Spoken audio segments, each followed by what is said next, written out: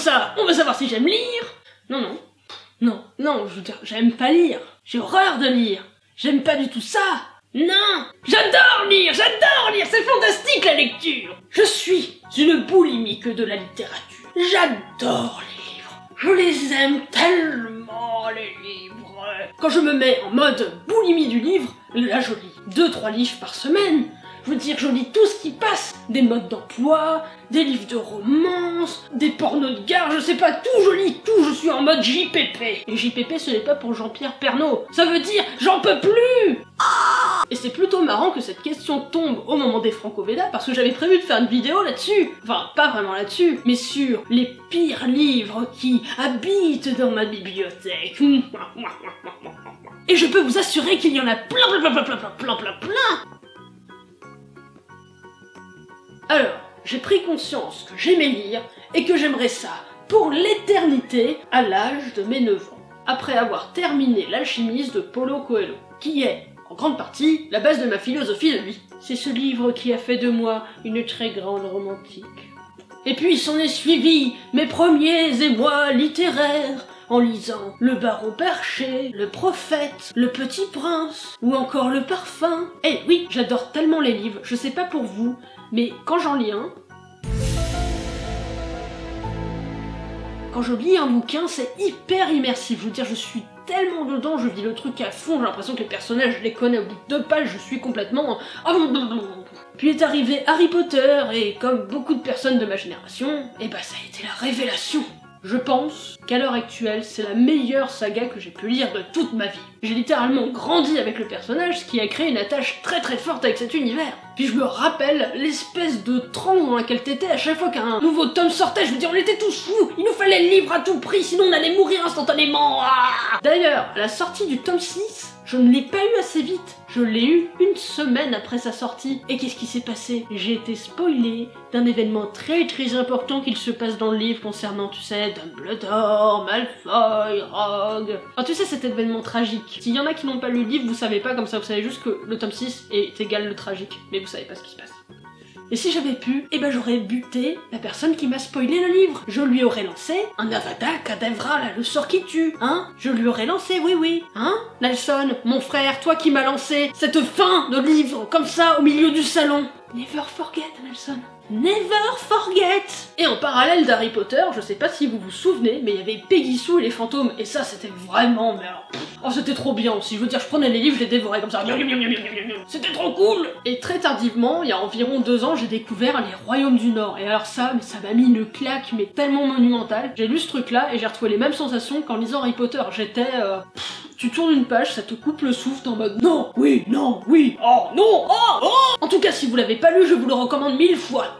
Après, la pire trilogie que j'ai lue, eh ben c'est sans surprise 50 Shades of Grey. Ça m'a fait doucement rire le côté sadomaso en mode je te menotte, puis je vais te fouetter tranquillement les fesses avec mon petit martinet. Non mais ça va, c'est mignon quoi. Et non, je ne pratique pas le SM, ne cherche pas, c'est non négatif. Non. Ah, puis je sais pas si c'est l'auteur ou les traducteurs qui sont monomaniaques de certains mots, mais le terme nonchalant qui est revenu à peu près 150 millions de milliards de billions de fois dans le tome 2, c'est pas possible, je veux dire, ça m'a rendu complètement taré. J'avais envie d'hurler à chaque fois que je voyais le mot nonchalant. Je veux dire, je lisais le livre dans le métro et une fois ça m'a tellement énervé que je me mordais le poing en tenant le livre dans l'autre main, genre oh, j'en pouvais plus. Je veux dire, quand tu lis des phrases comme ça te met dans un état de rage pas possible. Il s'avançait nonchalamment vers elle. Il la déshabillait avec nonchalance. Il lâcha un vent d'un air nonchalant. Ils mourussent de façon nonchalante, tués par une lectrice en colère. Et il y a aussi la saga de Bernard Weber que je classe dans les pires bouquins existants. Je m'explique. Il avait fait une espèce de saga qui partait des Thanatonautes jusqu'au tome qui s'appelait Les Mystères des Dieux. Les Thanatonautes passent encore, c'est assez sympa à lire, ça changeait de ce que je lisais d'habitude, c'était plutôt cool, donc oui, ma foi, pourquoi pas. Et puis il y a eu une suite, et puis il y a une suite, et puis il y a une suite, donc à chaque fois, je voulais savoir la suite, donc j'ai lu jusqu'au dernier tome, Le Mystère des Dieux. Et la fin de ce bouquin m'a tellement énervée, j'avais l'impression que l'auteur, il était devant moi et il se foutait ouvertement de ma gueule en faisant... Et ça m'a tellement énervé, et pourtant je m'énerve pas souvent, mais ça m'a tellement énervé que j'ai jeté le livre par la fenêtre. Mais littéralement, j'ai ouvert la fenêtre et j'ai jeté le livre. J'étais folle de rage. Bah oui, j'arrive à être énervée par des livres, hein, écoutez. Donc voilà, si jamais vous vous dites « Eh, je vais peut-être lire ça », lisez les Thanatonautes et arrêtez-vous, hein. Soyez même pas tentés par la suite, ça ne vaut pas le coup. Les Thanatonautes c'est sympa, mais pas plus. Juste les Thanatonautes c'est bien. Ah, et pour une raison complètement obscure, le livre qui me fait le plus rire sur Terre, c'est Jacques le Fataliste. Les gens trouvent ce bouquin super chiant parce que c'est un classique et que c'est vieux, mais alors moi, quand je le lis, je pleure de rire, c'est trop drôle. Le mec qui l'a écrit, Diderot RPZ, c'était un putain de génie. Le mec, il a créé le concept de troll avec son bouquin, mais c'est magique. Je veux dire, chaque page est magique et drôle. On dirait du Monty Python de l'époque, en fait. Moi, en tout cas, je le lis comme ça. Par exemple, t'as un passage où le héros est assailli par 40 chevaliers enragés et il se retrouve au sommet d'une tour et il va crever. Et en fait, comme l'auteur avait la flemme d'expliquer comment le héros allait s'en tirer, la page suivante, il le téléporte dans un village en mode « Non mais je m'en bats les couilles, t'as vu, wesh, je le mets là et puis merde !»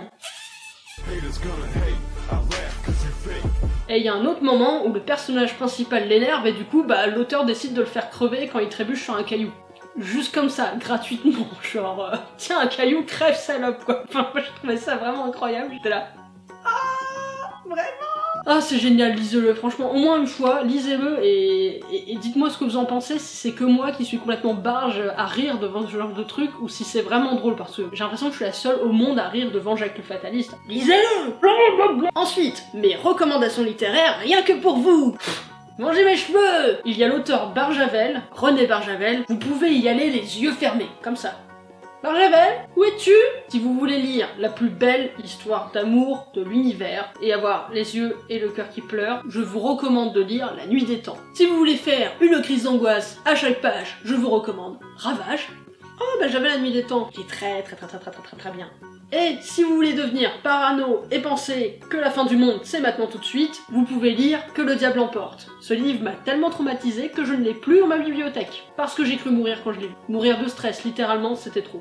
Et du coup, ce qui est fou avec Barjavel, c'est qu'il a écrit ses bouquins dans les années 60, et tous les sujets dont il traite dans ses bouquins, et toutes les choses qu'il mentionne dans ses bouquins, on dirait des choses qui arrivent tout de suite maintenant, des trucs super actuels. C'est parfois vraiment perturbant, parce que tu te dis, ce type a écrit son bouquin en 1968, et il est en train de décrire des trucs qui ressemblent fortement à des smartphones, ou des iPads, ou des GPS, et des trucs qu'il n'y avait pas du tout à son époque en fait. Donc rien que pour ça, c'est du génie, mais par exemple Que le diable emporte, c'est assez flippant parce que toutes les choses dont il parle dans son bouquin, c'est vraiment des trucs qui pourraient arriver pour de vrai tout de suite maintenant, et du coup c'est excessivement traumatisant. Donc vous pouvez le lire et être traumatisé pour toujours, ou vous pouvez vous garantir une certaine sanité d'esprit aussi, c'est possible.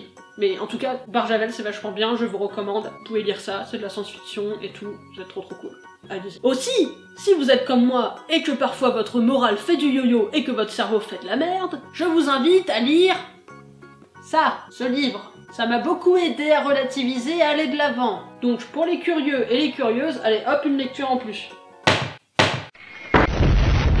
Voilà, je suis désolée, je parle beaucoup trop, mais j'aime vraiment trop les bouquins, du coup je suis complètement folle, pardon, désolée. Ah, et le dieu Planning me propose de vous lire un extrait d'une œuvre littéraire. Alors je suis une très mauvaise lectrice, ou liseuse, je sais pas le bon terme, en tout cas je lis très mal les choses, cependant, j'aimerais vous lire Les Chants de Maldoror. Parce que c'est le texte le plus traumatisant qui m'a été donné de rencontrer dans toute ma vie. Et pourtant, je pense que j'ai lu 1000 bouquins dans ma vie, enfin j'en ai lu beaucoup, mais alors, Les Chants de Maldoror, vraiment, ça c'est pas possible, ça m'a... Il y a un avant et il y a un après Les Chants de Maldoror. Et du coup, je veux partager ça avec vous parce que je vous aime beaucoup. Je suis sale, les poux me rongent, les pourceaux quand ils me regardent vomissent, les croûtes et les escarres de la lèpre ont écaillé ma peau couverte de pus jaunâtres. Je ne connais pas l'eau des fleuves, ni la rosée des nuages. Sur ma nuque, comme sur un fumier, pousse un énorme champignon, au pédoncule ombellifère. Assis sur un meuble informe, je n'ai pas bougé mes membres depuis 4 siècles. Mes pieds ont pris plante, et qui n'est plus de la chair, cependant mon cœur bat. Mais comment battrait-il si la pourriture et les exhalations de mon cadavre, je n'ose pas dire corps, ne le nourrissaient abondamment? Sur mon aisselle gauche, une famille de crapauds a pris résidence, et quand l'un d'eux remue, il me fait des chatouilles. Prenez garde qu'il ne s'en échappe un, et ne vienne gratter avec sa bouche le dedans de votre oreille. Il serait ensuite capable d'entrer dans votre cerveau. Sur mon aisselle droite, il y a un caméléon qui leur fait une chasse perpétuelle afin de ne pas mourir de faim.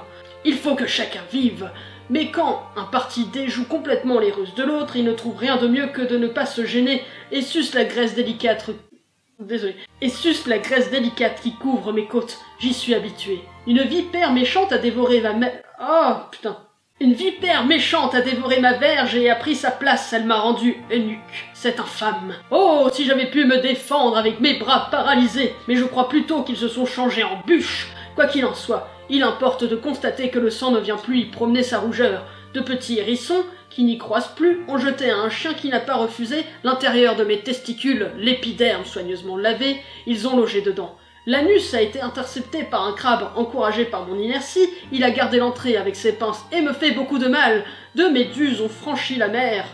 Deux méduses ont franchi les mers, immédiatement alléchées par un espoir qui ne fut pas trompé. Elles ont regardé avec attention les deux parties charnues qui forment le derrière humain et se cramponnent à leur galbe complexe. Elles les ont tellement écrasées par une pression constante que les deux morceaux de chair ont disparu, tandis qu'il est resté deux monstres sortis du royaume de la viscosité, égaux par la couleur, la forme et la férocité.